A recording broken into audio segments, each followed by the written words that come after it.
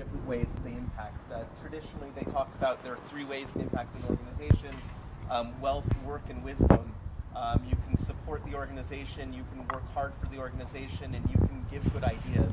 And with the Aarons, we certainly find the fusion of all three of those, and the different ways, every way they can, they seek to help build up Sky High, and we're tremendously appreciative for everything they do.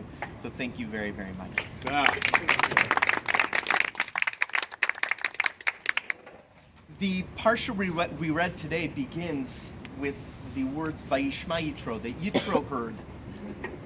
And the rabbis talk about Ma Shmua Shama Uva. They talk about what is it exactly that Yitro heard that motivated him to come. And there are many different opinions. Was it the war against Amalek? Was it the splitting of the sea? All the different ideas.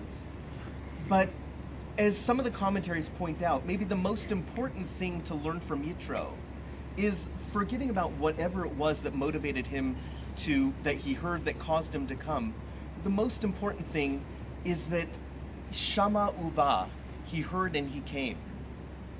Yitro's way of listening to things, Yitro's way of perceiving the world around him was one of not just hearing and, oh, that's interesting, I learned something new, but everything that he heard, he absorbed into his essence, and it filtered down into his practical life. We read in Az Yashir every day, Shamu Amim Yirgazun, right? The other nations also heard, and they trembled. They were worried.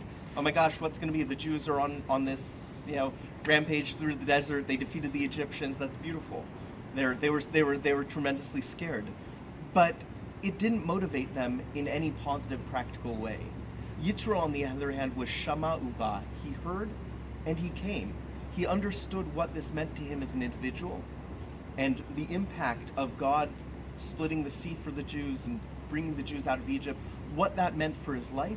And he literally turned his life upside down on a dime and decided, this is my path, this is who I'm going to be, and this is what I want to be part of.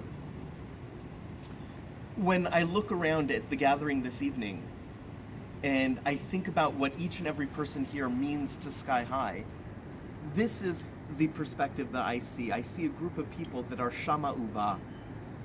I was talking to Anthony Bortz earlier this evening, and he was remembering sitting in a meeting before Sky High even existed. And, what are we going to do? How are we going to do this?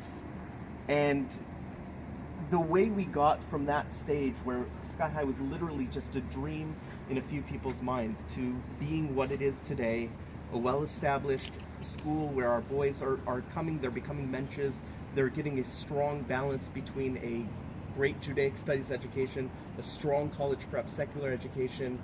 All of that happens because of people like you that were Shama Uva, people that understood how much having a boys' high school in this community would mean for our boys and ultimately would mean for our community.